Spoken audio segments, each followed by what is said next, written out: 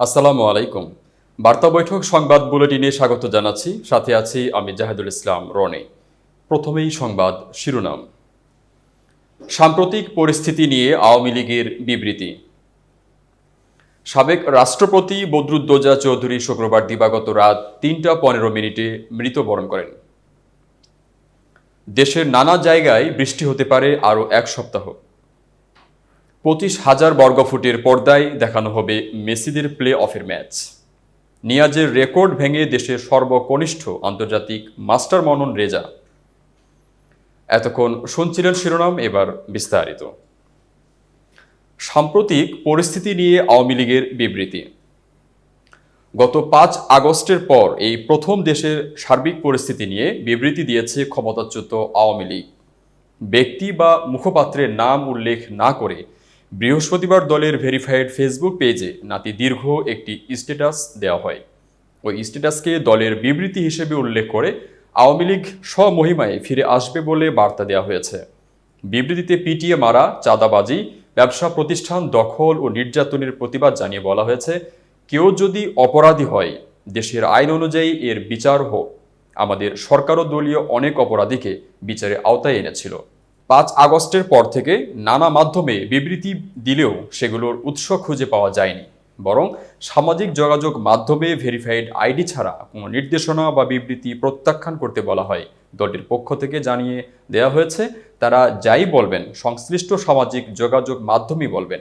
গত ৩ অক্টোবরে দেওয়া স্ট্যাটাসে আওয়ামী লীগ দাবি করেছে, ৫ আগস্টের পর সারা দেশে সহস্রাধিক আওয়ামী লীগ নেতাকর্মীকে নির্বিচারে হত্যা করা হয়েছে।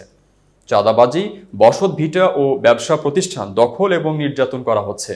সবই হচ্ছে প্রশাসনের নাকের ডগায়। সাধারণ মানুষও চাঁদাবাজি ও নির্যাতন থেকে রেহাই পাচ্ছে না।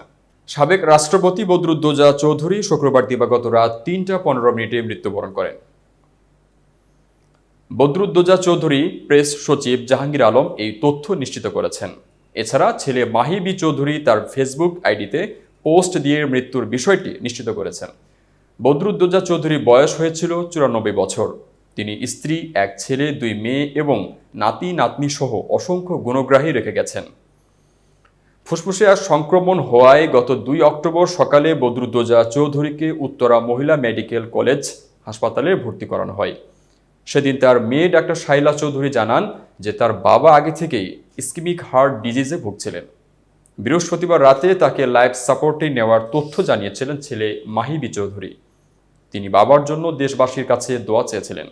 খ্যাতিমান চিকিৎসক ও প্রবীণ রাজনীতিবিদ বদরুদ্দোজা চৌধুরী ১৯৩০ সালের ১১ অক্টোবর কুমিল্লা শহরে প্রখ্যাত মুন্সিফ বাড়ি নানা বাড়িতে জন্মগ্রহণ করেন। নিজ বাড়ি মুন্সিগঞ্জের শ্রীনগর উপজেলার মজিদপুর দয়াহাটায়। তার বাবা অ্যাডভোকেট কফিল উদ্দিন চৌধুরী কৃষক প্রজা পার্টির সহসভাপতি, যুক্ত ফ্রন্টের সাধারণ সম্পাদক ও তৎকালীন পূর্ব পাকিস্তানের প্রাদেশিক মন্ত্রিসভার সদস্য ছিলেন।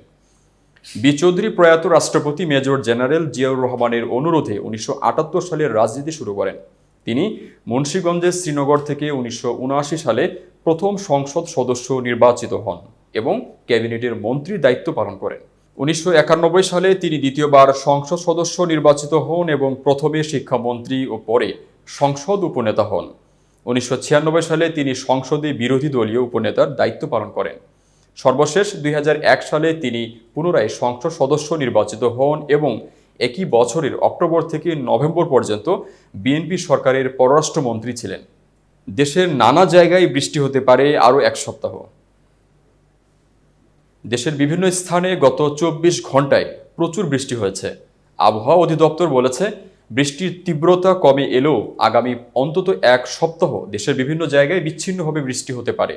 আর রাজধানীতে আজ শনিবার বিকেলের পর থেকেই বৃষ্টির তীব্রতা কমে আসতে পারে। গত ২৪ ঘন্টায় দেশে সর্বোচ্চ বৃষ্টি হয় চাঁদপুরে, সেখানে ২৪০ মিলিমিটার বৃষ্টি হয়েছে। আর ঢাকায় গত ২৪ ঘন্টায় সর্বোচ্চ বৃষ্টি হয় ৬৯ মিলিমিটার।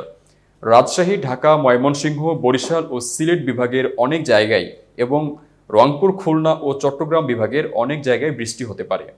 আবহাওয়াবিদ আফরোজা ইসলাম আজ সকালে গণমাধ্যমকে বলেন, মূলত লঘুচাপের কারণে বৃষ্টি হচ্ছে।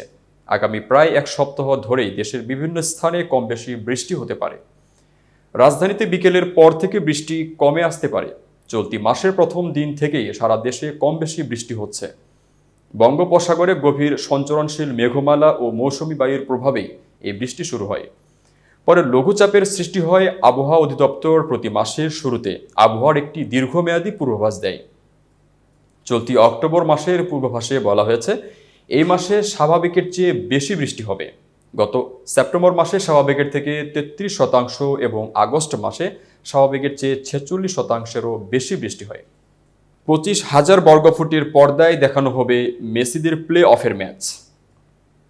ম্যাচটি হওয়ার কথা ছিল স্থানীয় সময় 26 অক্টোবর শনিবার, কিন্তু লিওনেল মেসির মেজর লিগ সরকারের MLS প্লে অফে অভিষেকের ম্যাচটি সঙ্গে যেন মায়ামি ফ্লোরিডার অন্য ক্রীড়ার সূচির জট না লাগে, তাই সেটি একদিন এগিয়ে নিউ ইয়র্কের সময় 25 অক্টোবর আয়োজন করা হয়েছে। শুধু সূচি পরিবর্তন করে ক্ষান্ত থাকেনি MLS। এই লিগের প্লে অফে মেসির অভিষেক যেন সাধারণ মানুষ যত বেশি সম্ভব দেখতে পারেন সে ব্যবস্থাও করেছে তারা। নিউ ইয়র্কের টাইমস স্কোয়ারে 25,000 বর্গফুটের বিশাল পর্দায় দেখানো হবে মেসির ইন্টার মায়ামির সেই প্লে অফ ম্যাচ। গত বুধবার কলম্বাসকে 3-2 গোলে হারিয়ে নিয়মিত মৌসুমের সেরা দল হিসেবে MLS-এর সাপোর্টার্স শিল্ড জিতেছে মায়ামি। MLS-এর 2 কনফারেন্স মিলিয়ে 1 নম্বর দল হওয়ায় একটি বিশেষ সুবিধাও পাচ্ছে তারা। প্লে অফের সব ম্যাচই মায়ামি খেলবে নিজেদের মাঠে।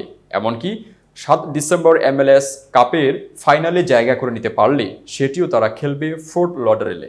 নিয়াজের রেকর্ড ভেঙে দেশের সর্বকনিষ্ঠ আন্তর্জাতিক মাস্টার মনন রেজা। গত জুলাইয়ে মাত্র 14 বছর বয়স হয়েছিল জাতীয় চ্যাম্পিয়ন। তবে এটুকুতেই থামতে চাননি মনন রেজা। স্বপ্ন ছিল আরও বড় কিছু অর্জনের। সেই স্বপ্ন পূরণের পথে এবার ফিদে মাস্টার থেকে আন্তর্জাতিক মাস্টার হয়েছে নারায়ণগঞ্জের এই কিশোর। আন্তর্জাতিক মাস্টার হওয়ার পথে মনন ভেঙেছেন গ্র্যান্ড মাস্টার নিয়াজ মোর্শেদের রেকর্ড। নিয়াজকে ছাড়িয়ে মননই এখন সর্বকনিষ্ঠ আন্তর্জাতিক মাস্টার। 1966 সালের 13 মে জন্ম নিয়াজের। শারজাহতে এশিয়ান জোনাল খেলে নিয়াজ আন্তর্জাতিক মাস্টার হন 1981 সালের 13 অক্টোবর। 15 বছর 5 মাসে তিনি IM হন। ফিদের সার্টিফিকেট পান 1982 সালে। মননের জন্ম 2010 সালের 18 জুন। এখন তার বয়স 14 বছর 3 মাস। সে হিসেবে মননই দেশের সবচেয়ে কম বয়সী আন্তর্জাতিক মাস্টার। আন্তর্জাতিক মাস্টার হতে 2400 রেটিং ও 3টি নর্ম প্রয়োজন। মননের রেটিং এখন 2400 এর বেশি। ফলে আনুষ্ঠানিকভাবে খেতাব পেতে তাকে অপেক্ষা করতে হবে না। হাঙ্গেরিতে অনুষ্ঠানরত গ্র্যান্ডমাস্টার প্রতিযোগিতায় কাল 8 খেলায় 6 পয়েন্ট পেয়েছেন মনন। তাতে নিজের তৃতীয় ও শেষ আন্তর্জাতিক নর্মটি হয়ে গেছে তার। 8ম রাউন্ডে ভারতের আন্তর্জাতিক মাস্টার পান্ডা সুমিতের বিপক্ষে জয় পেয়েছে বাংলাদেশের এই দাবারু। এতক্ষণ বার্তা বৈঠকের সাথে থাকার জন্য ধন্যবাদ। নতুন নতুন তথ্য ও সংবাদ পেতে বার্তা বৈঠকের ইউটিউব চ্যানেল ও ফেসবুক পেজের সাথেই থাকুন।